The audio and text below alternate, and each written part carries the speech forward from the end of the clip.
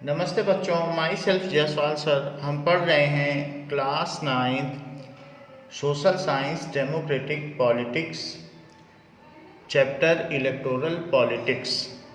Now in democratic countries, democratic means demo, that means people. Cratic का क्या मतलब होता है? क्रेट का मतलब to rule. So this implies rule of people. So where the administration run for the people, by the people and under the governance, rule of people. So in democratic countries, decisions are taken by consulting each other. So whatever decisions are taken are public decisions.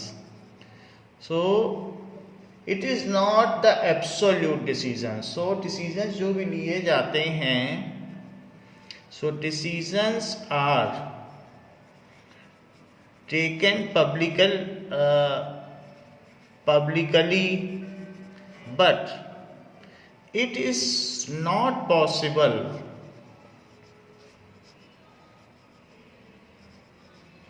for every citizen of country to sit together to discuss and take decision. For every citizen of country, ना तो ये possible है ना feasible है। कहाँ सारे लोग एक जगह इकट्ठा होंगे? इतने लोग इकट्ठा भी नहीं हो सकते हैं।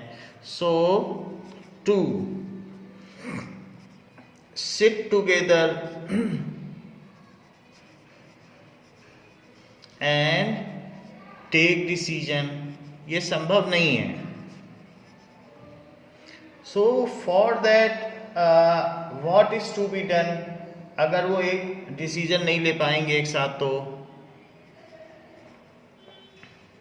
सो there is some electoral politics is developed, so that कि पीपल का रूल तो रहे लेकिन उनके representative, so they elect their representative from their area and sent in parliament, या उनका एक काउंसिल है जहां पर सारे उनके इलेक्टेड मेंबर्स बैठते हैं। सो they elect their representatives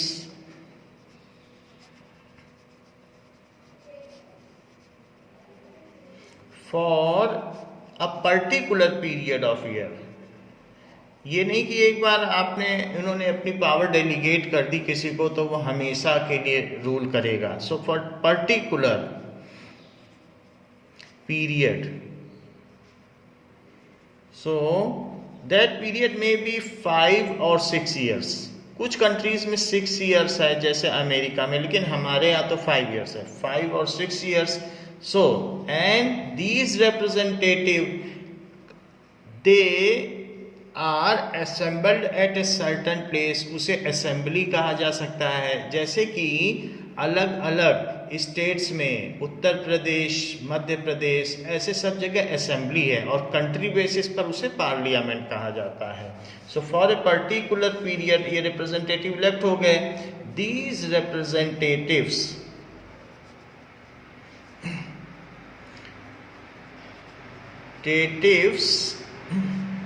में बी, उनको इसलिए भी इलेक्ट किया गया हो कि वो स्टेट की रूल गवर्न करने, या ये भी हो सकता है कि उनको इसलिए पब्लिक ने इलेक्ट किया हो कि आप हमारे देश को चलाएं, या इसलिए भी हो सकता है कि हमारे राज्य को चलाएं, राजस्थान को चलाएं। मे be elected for a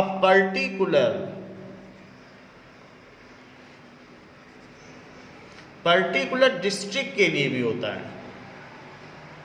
so particular district के लिए अगर होगा तो वो नगर निगम में, ऐसे वार्ड लेवल पर होगा कि वार्ड नंबर 22 से इनको इलेक्ट करना है, तो अलग अलग वार्ड होते हैं। तो एक जोधपुर में भी बहुत सारे वार्ड होंगे, तो ऐसे लोग फिर वहाँ पर जो नगर निगम होगा या कहीं पर एक ऑफिस होगा वहाँ बैठते हैं और डिस्ट्रिक्ट के डिसीजन लेते हैं। Particular district, so sit in so जो डिस्ट्रिक्ट लेवल पर होंगे सो दे सिट आइदर इन जो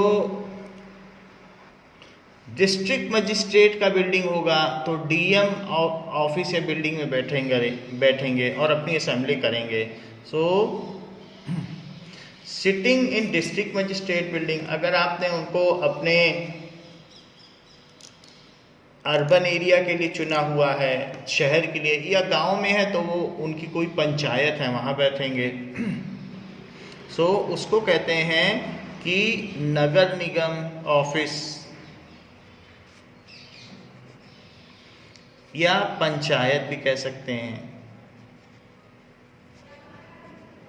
और तो मे be elected for a particular district और इलेक्टेड फॉर पर्टिकुलर स्टेट, ऐसा भी हो सकता है कि हम कहें राजस्थान का करें जैसे गहलोत सरकार है ऐसा। So may be elected for particular state, वो कहाँ बैठेंगे? So sit in assembly, assembly कौन सा हो सकता है? विधानसभा और विधान परिषद, तो उसको कहते हैं विधान सभा, ये लोअर हाउस है। और एक होता है विधान परिषद, लोअर हाउस, और इसके अलावा दोनों असेंबली में ही होते हैं। विधानसभा जैसे कि यहाँ राजस्थान का विधानसभा जयपुर में है, तो इसी तरीके से विधानसभा और विधान परिषद भी वहीं होगी। आधी बिल्डिंग विधानसभा की होती है, आधी ये राउंड बिल्डिंग होती है, उसमें हाफ में विधानसभा हाफ में विधान परिषद। तो lower house and upper house, Vidhan Sabha और विधान परिषद।